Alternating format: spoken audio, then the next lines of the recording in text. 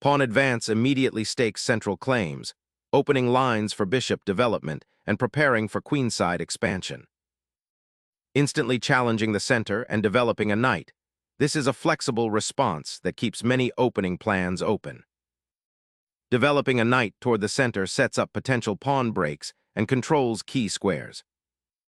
Black prepares to develop the bishop and contest central squares, hinting at a solid, flexible structure.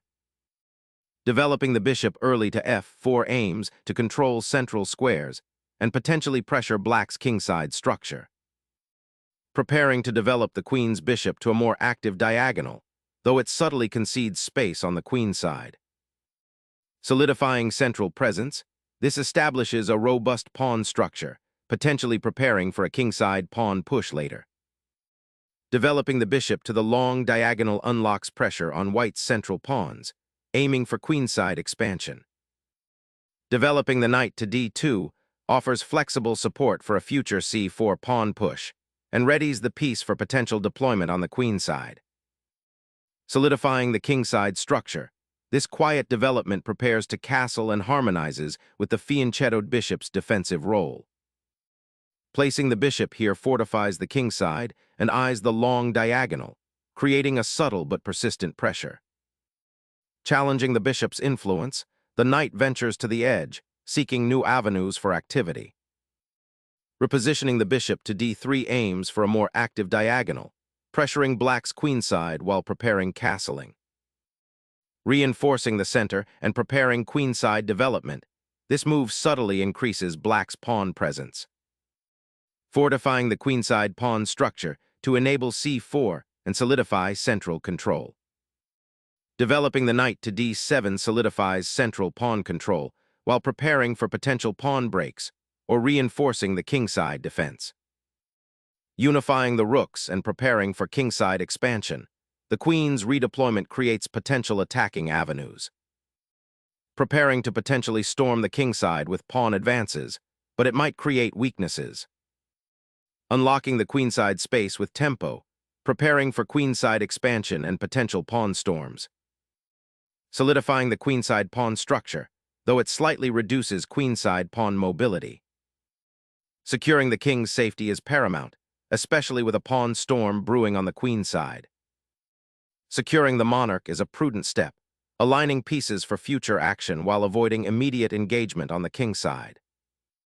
Safeguarding the king's retreat path, while subtly preventing any Black knight infiltration near the kingside. Sacrificing the knight opens the kingside and simplifies, potentially leading to favorable exchanges for Black's bishop pair. Reclaiming the f-file with the pawn reshapes the central pawn structure, potentially opening avenues for future piece activity on that wing. Opening the c-file is a dynamic attempt to shatter White's central pawn structure, creating immediate complications. Unlocking the f-file for potential infiltration or piece redistribution offers dynamic possibilities. Placing the queen here anticipates the central pawn tension and aims to bolster queenside development for potential counterplay. Focusing the regal rook on the f-file now creates potential pressure against the Black monarch's defenses, adding a dynamic element to the queenside expansion. Unleashing the central pawn storm, d5 shatters the immobility and forces a fight for the d-file's destiny. Unleashing the kingside pawns in this pawn storm could expose your monarch, creating unintended weaknesses. Steering the rook to the open file consolidates control and prepares for the upcoming pawn storm, subtly building pressure. Initiating a pawn storm on the queenside to disrupt Black's nascent queenside expansion and create attacking opportunities along the semi-open c-file.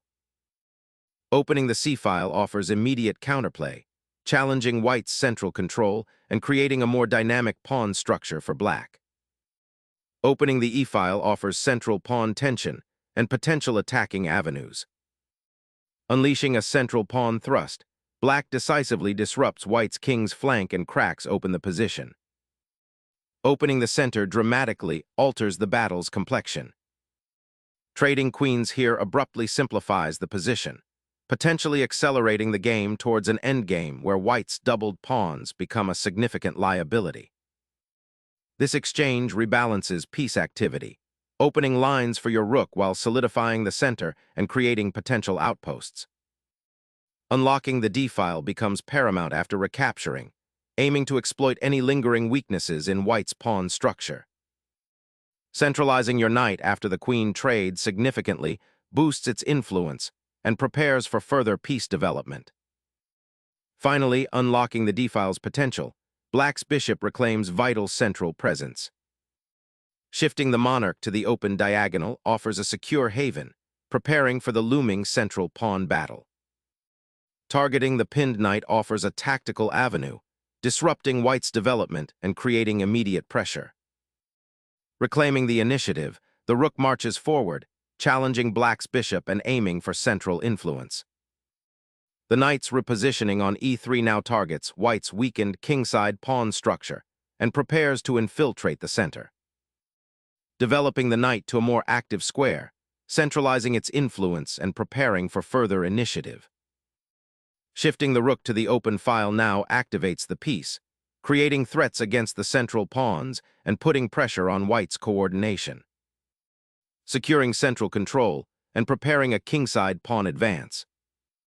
Seeking to neutralize white's outpost and disrupt its pawn structure, black repositions the bishop to a more active defensive square.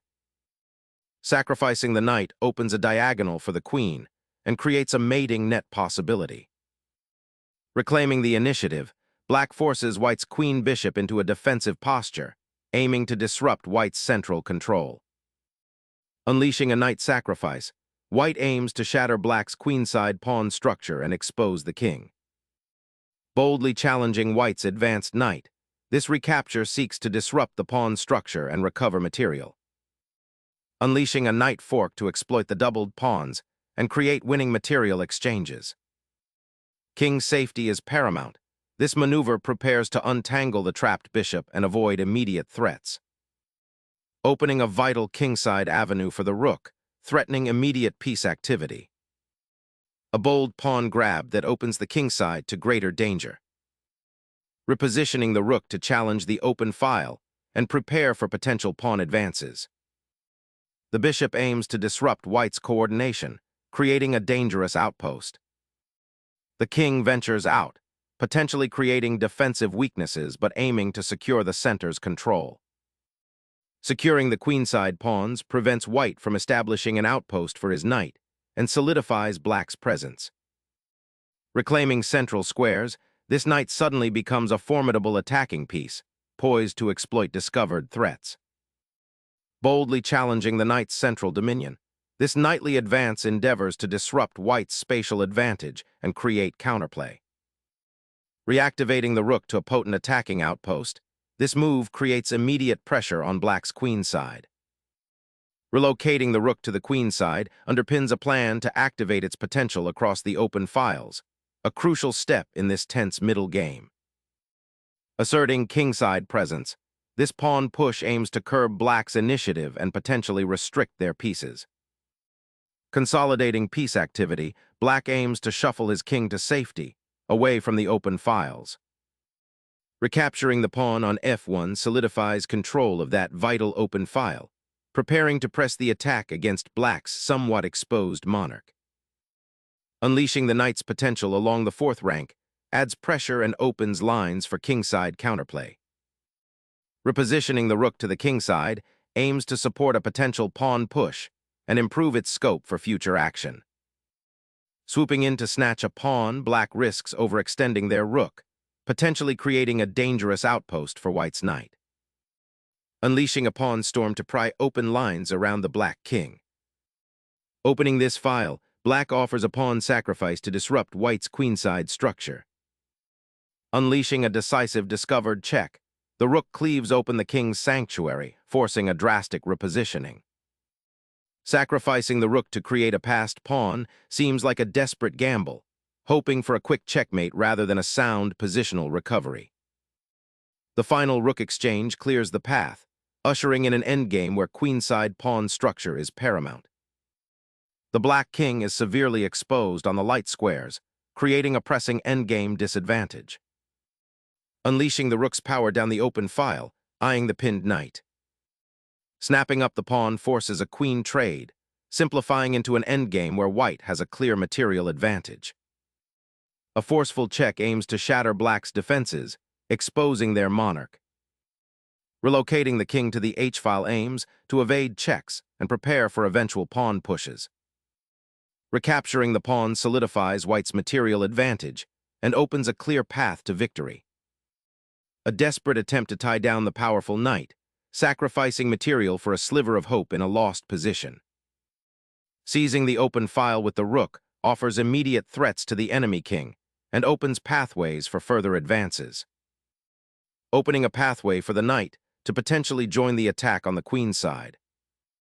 Unlocking the king's potential to escort the queenside pawns forward is a smart positional choice now. Reclaiming central influence and preparing a rook lift to bolster the queenside pawn push. Initiating a decisive queenside pawn advance to force open lines and threaten the isolated king. Shifting the knight to d3 contests the open c-file and prepares to support a potential pawn push.